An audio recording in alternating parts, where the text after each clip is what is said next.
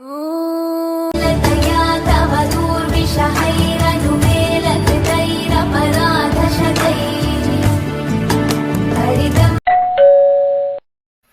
All, welcome to mom of two angels vlog. இன்றைக்கி ஒரு சூப்பரான வீடியோட தான் வந்திருக்கேன். என்னோட பூஜை ரூமை நான் எப்படி க்ளீன் பண்ணுறேன், ஆர்கனைஸ் பண்ணுறேன்னு தான் உங்கள் கூட ஷேர் பண்ண போகிறேன். டிப்ஸ் அண்ட் ட்ரிக்ஸோட உங்கள் கூட ஷேர் பண்ண போகிறேன். வாங்க வீடியோக்குள்ளே போகலாம். அதுக்கு ஃபஸ்ட்டு பழைய பூஜை சாமான்லாம் இருக்கும் இல்லையா பூஜை ரூமில், அதை எடுத்துகிட்டு வந்து வாஷ் பண்ணி வச்சுக்கலாம். அதுக்கு இந்த ஒரு மேஜிக் பவுடர் இருந்தால் போதும். எவ்வளோ பாத்திரம் இருந்தாலும் நீங்கள் சட்டுன்னு வாஷ் பண்ணி எடுத்துடலாம். பூஜை சாமான் வாஷ் பண்ணும்போது நீங்கள் மினரல் வாட்ரு, ஆரோ வாட்டர் இல்லாட்டி கேன் வாட்டர் கூட நீங்கள் யூஸ் பண்ணிக்கலாம். நம்ம ஆரோ வாட்டரில் தான் க்ளீன் பண்ணி வைக்க போகிறோம். இந்த மாதிரி ஒரு செட்டப்பில் வச்சுருந்தா உங்களுக்கு டைம் சேவிங் ஆகும், சட்டுன்னு வேலை முடிஞ்சிடும். ஆல்ரெடி நம்ம சேனலில் ஷார்ட்ஸில் அந்த மேஜிக் பவுடர் டீட்டெயிலெலாம் கொடுத்துருக்கேன், மறக்காமல் செக் பண்ணி பாருங்கள். உங்ககிட்ட சாமி ஸ்டாச்சு எல்லாம் இருந்துச்சுன்னா அதை தயவு செஞ்சு அழுத்தம் கொடுத்து தேய்க்காதீங்க. மஞ்சள் குங்குமம் போகிற அளவுக்கு நீங்கள் வாஷ் பண்ணி எடுத்தாலே போதும். ஏன் சொல்கிறேன்னா, அந்த முகபாவனை ஸ்டாச்சுவோட முகபாவனைலாம் மாறிடும் நம்ம அழுத்தம் கொடுத்து தேய்க்கும் போது. அதனால் அந்த மிஸ்டேக் மட்டும் பண்ணாதீங்க.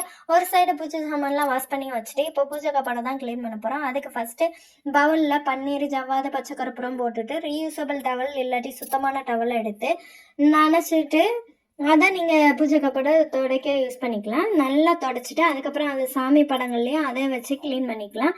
துடைச்சி எடுத்ததுக்கப்புறம் மஞ்சள் குங்குமம் வைக்கிறதுக்கு நீங்கள் மஞ்சளோட சந்தனம், ஜவ்வாது, பச்சை கற்பூரம், பன்னீர் ஆட் பண்ணி மஞ்சள் குங்குமம் வைக்கும்போது வீடே ஒரே வாசனையாக இருக்கும், டிவோஷனல் வைபாவும் கூட இருக்கும். இந்த டிப்ஸை ட்ரை பண்ணுங்கள்.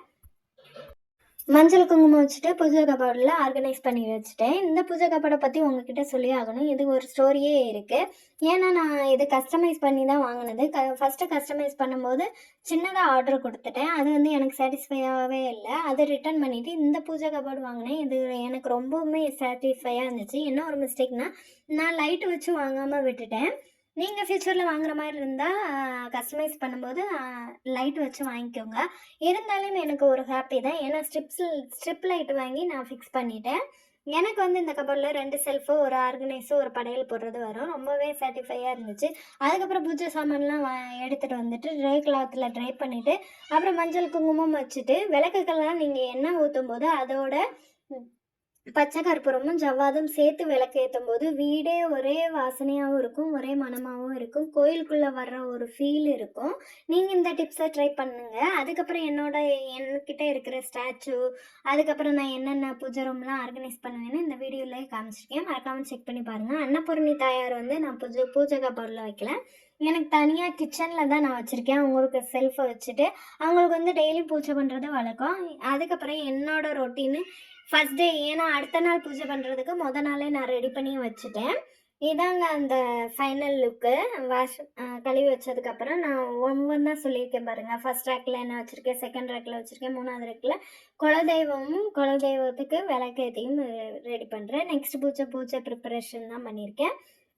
வெளிவாசலில் நிலைவாசலுக்கு மஞ்சள் குங்குமம் எல்லாம் வச்சுட்டு அதுக்கப்புறம் கோலம் போட்டுட்டு உள்ளே பூ வைக்க வந்துட்டேன். பூ ஃபஸ்ட்டு கோபுரத்துலேருந்து வச்சுட்டு வந்தேன். அதுக்கப்புறம் இவர் தாங்க என்னோட முருகன். அந்த ஸ்டாச்சு வாங்கும்போது என்னோட ஸ்பெஷல் டேக்கு என்னோட ஆத்துக்காரர் சர்ப்ரைஸாக வாங்கி கொடுத்தது ரொம்பவுமே ஹாப்பியாக இருந்துச்சு. அந்த ஸ்பெஷல் டே என்னன்னு உங்களுக்கு தெரிஞ்சால் நீங்கள் கெஸ் பண்ணால் மறக்காமல் இந்த வீடியோவோட கமெண்டில் எனக்கு மறக்காமல் ஷேர் பண்ணுங்கள். அப்படி கெஸ் பண்ணுறவங்களுக்கு நான் லைக் பண்ணுறேன். ஓகே, ஃபைனலாக ஃப்ரைடே சாமி கும்பிட்டு முடிச்சாச்சு. இப்போ ஃபைனல் லுக்கு பார்த்துடலாமா? தவ சுப்ரபாதமரவிந்தலோச்சனே பவது பிரசன்ன முகச்சந்திரமண்டலே விதிசங்கரேந்திர வனிதாபிரர்ச்சிதே ரிஷசைலநாத தைதே